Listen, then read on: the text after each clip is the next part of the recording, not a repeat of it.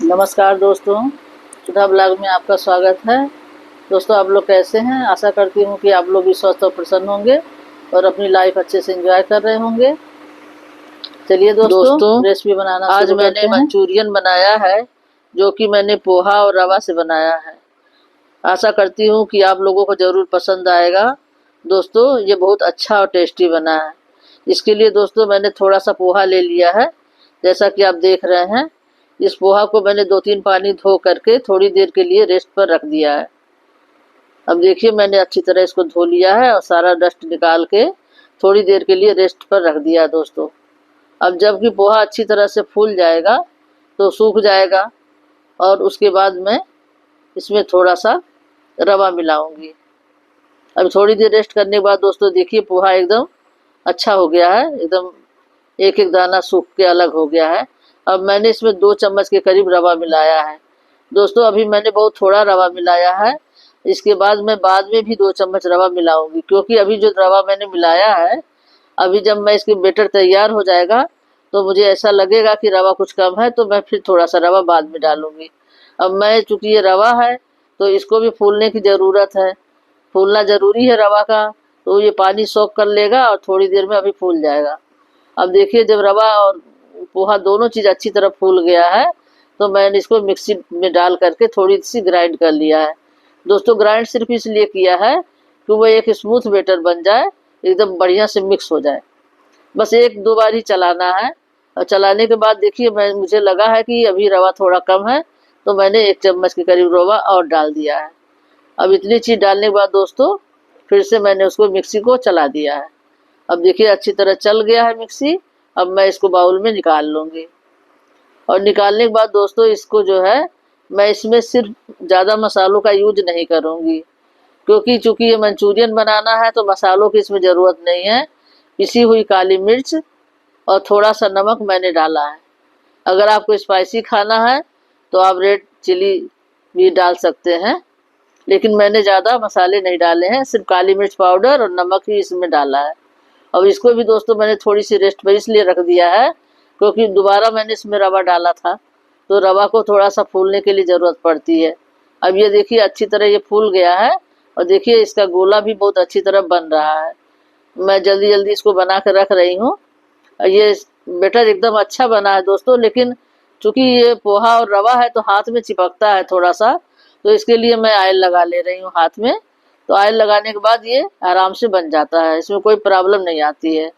अब इसी तरह बना बना के मैंने सारी टिक्की रख लिया है, जैसा कि आप लोग देख रहे हैं।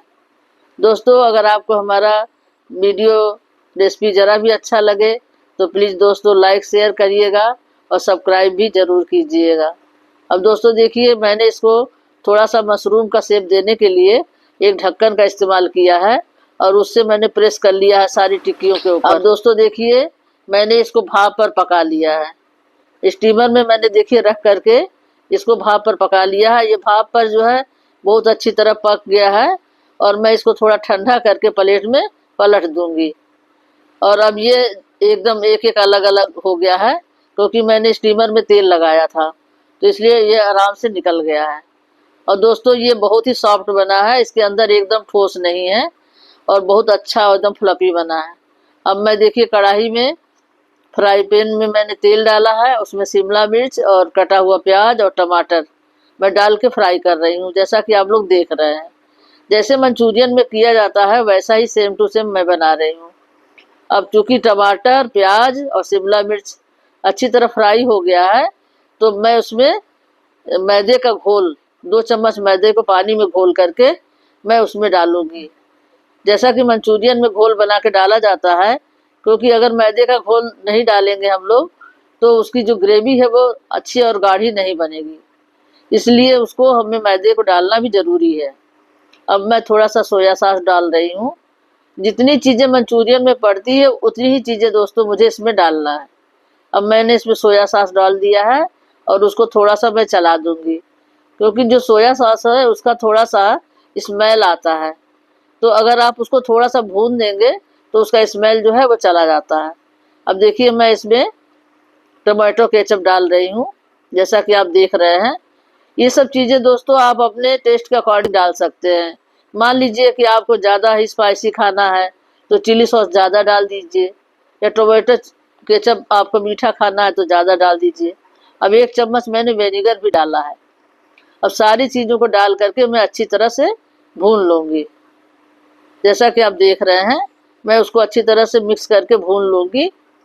और भूनने के बाद दोस्तों मैं इसमें जो हमने घोल बना के रखा है वो डालूँगी अभी मैं इसमें। अब देखिए मैं इसमें नमक डाल रही हूँ। नमक, पिसी हुई काली मिर्च और चिली फ्लेक्स मैं डाल रही हूँ, और थोड़ा सा कश्मीरी लाल मिर्च डाल रही हूँ ताकि उसका कलर अच्छा आ जाए। बाकी दोस्तों इसमें ज़्यादा मसाले का इस्तेमाल नहीं किया जाता है, क्योंकि ये मंचूरियन है तो मंचूरियन में सब्जी वाले मसाले यूज नहीं किए जाते हैं। अब देखिए जो मैंने घोल बनाया था वो घोल मैं डाल रही हूँ और लगातार इसको चलाते रहना है। दोस्तों ये एकदम बहुत टेस्टी, बहुत ही अच्छा मंचूरियन बना था।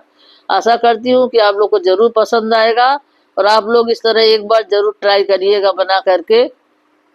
आप देखिएगा कि आप लोग को बहुत अच्छा लगेगा और घर में सबको बहुत पसंद आएगा।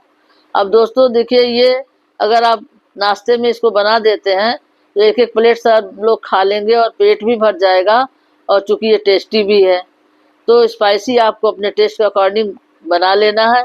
दोस्तों देखिए मेरा मंचूरियन बन के एकदम रेडी हो गया। दोस्तों अगर आपको मेरी रेसिपी अच्छी लगती है तो एक बार और मैं रिक्वेस्ट करूँगी जाते जाते कि प्लीज़ दोस्तों लाइक, शेयर और सब्सक्राइब ज़रूर कीजिएगा। अब देखिए मंचूरियन तैयार है, आप लोग खाइए और एंजॉय कीजिए और बताइए कि हमारी ये रेसिपी आपको कैसी लगी। नमस्कार दोस्तों, राधे राधे। फिर मिलते हैं एक नई रेसिपी के साथ। और दोस्तों देखिए आप लोग एंजॉय कीजिए और बहुत टेस्टी बना है।